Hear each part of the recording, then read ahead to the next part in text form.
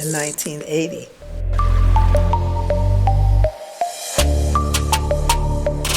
Greetings, family. This is IMAHKÜS Njinga Okofu Ababio, affectionately known as Mama Africa. Nana and I were planning to return to New York to finalize some business after we had gotten Bongo and Sister D all squared away. We were scheduled to leave for Ghana the following Tuesday, October 8th.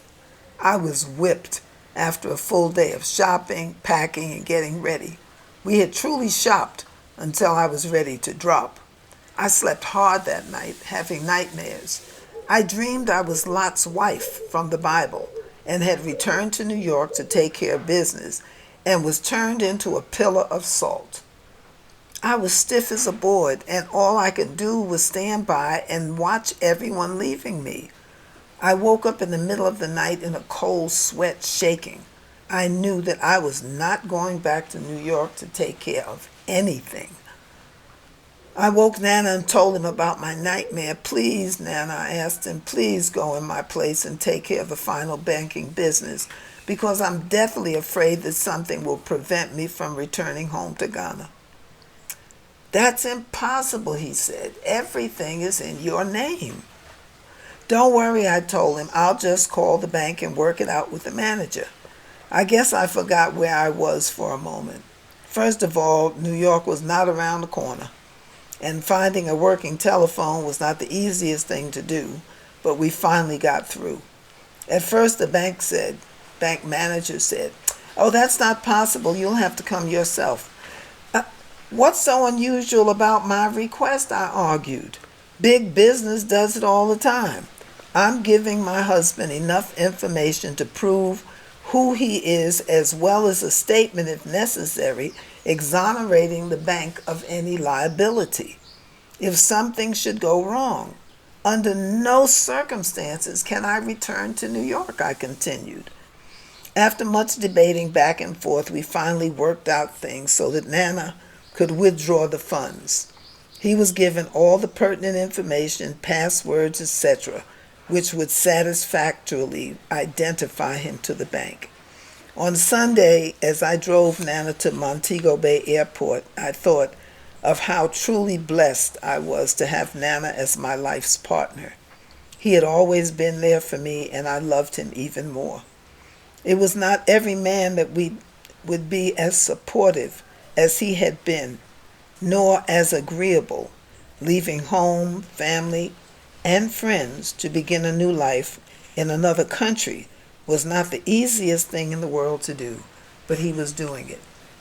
We were doing it together. We would meet again on Tuesday at the departure terminal of British Airways in New York.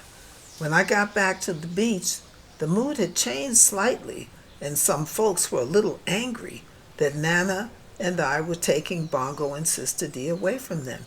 They didn't seem to want to understand or care that this was a joint decision and that no one was being kidnapped. Don't worry about them. Them'll get over it, Bongo assured me. So on our last night in Jamaica, we did not sleep, but spent our night saying final farewells and loading up the car for our departure the following morning. But as usual, the devil was up to his old tricks again. Many of our friends wanted to accompany us to the airport, but the car was too small and could only hold the three of us and the luggage. That morning, as we prepared to leave, the car was packed and everyone was in the car except me. I was tearing up the house searching for the car keys, which were nowhere to be found. The last place I had seen them was on the shelf in the room, but now they were missing, and no one knew where they were, nor did they seem too concerned. We searched everywhere, and time was running out, as we had a 3-hour ride in front of us. Our plane was scheduled to depart at 1 p.m. Totally exacerbated, I started to cry. "Irie Star," said Bongo, "we'll come too far, and me not turn back now. 'Tis Africa me a go," Jah say. "Jah know, 'tis Africa me a go." With that, he took off down the road in a trot. 15 minutes later, He was back with a red pickup truck belonging to Mr. Suddy and being driven by our friend and brethren George Young. "Ma, no can stop this movement here," Bongo laughed, jumping out of the truck. Once again, our travel route, unplanned by us, had become historically likened to our ancestors escaping from enslavement in the South, heading north to so-called freedom. Within 5 days of our arrival in Jamaica, we were continuing our exodus. We transferred all of our belongings from the car, abandoning our rental car, and got on the road.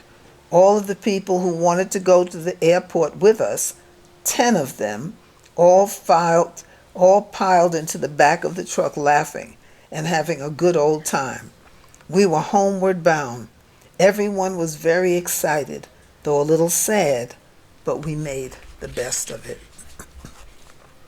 We arrived at the airport and began checking in. Because Bongo and Sister D were traveling as in-transit passengers through the United States, we were separated once our bags were checked in and the ticketing was complete. The next time I saw them, they were sitting in first class section of the plane, drinking cold red striped beers.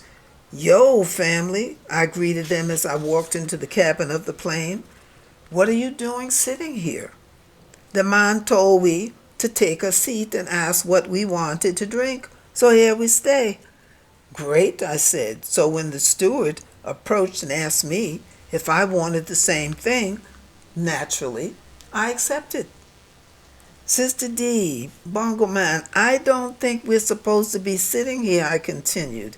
In fact, I knew full well we weren't supposed to be sitting there. "Well, this be the place them tell me we for sit." So I just kicked back too, laughed and enjoyed my beer, knowing that this would not last long. Sure enough, as the rest of the people began to board the plane, a woman approached us and very sharply stated, "You're in my seat." Just then the stewardess appeared, asking, "What's the problem?" Again the woman said, "They're in my seat." "Let me see your tickets, please," the steward asked. Well, I knew from that moment that the picnic was over. "You belong in coach," he said. "Please move to that section." "No problem," I answered. "Okay, family, let's take our beers and move." Boy, did I get a good laugh as I explained the situation to Bongo and Sister D, who had never been on a plane before. They had only done what the stewardess had told them to do when he welcomed them aboard, which was take a seat in the first seat they came to.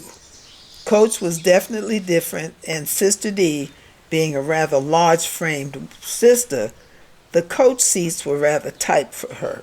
Luckily, no one was sitting next to her except Bongo. So, she had 2 seats. What a way to begin our journey home. First class. The first stop in our journey was Miami, Florida, where we were to change planes to continue our flight to New York City. Sister D was feeling apprehensive and was chain smoking. A customs officer met us as we cleared customs to escort us to our connecting flight. "Do we have to take another plane?" she asked sorrowfully. The customs officer laughed and answered, assuring Sister D that everything was fine and that she would enjoy the flight. She looked at Bongo and I and shrugged her shoulders. It's like, if you say so, but I don't really think I'm liking this too much. "That's easy for you to say," the look on her face said as she lit another cigarette. Our next flight was smooth and we arrived in New York at John F. Kennedy International Airport. There was another customs officer to meet us and escort us to British Airways. He was a very friendly brother and became quite excited when we told him that we were returning to Africa to live. We laughed and talked, and he did everything possible to help Sister D relax. All of us were so relieved to be in motion. that the 7-hour layover before our departure to London did not faze us. I never even looked at the New York City skyline as we transferred to the British Airlines departure terminal. I still had visions of that nightmare I had in Jamaica of being Lot's wife and turning into a pillar of salt. When we arrived at the departure terminal, Nana was there with our good friend and brother, Gene, who stayed with us until departure time. Everything had been taken care of except the disposal of our van, or so I thought.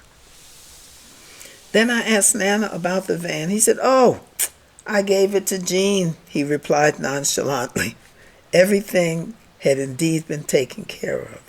After nearly 1 year of facing and defeating obstacles and resisting a rising paranoia of being trapped forever in the United States and the Caribbean, we were making our exodus forward across the Middle Passage, the watery graveyard of our ancestors, to our ancestral homeland, Africa. Home. This was no vacation. This was forever. From that day forward, our address would be Ghana, One Africa.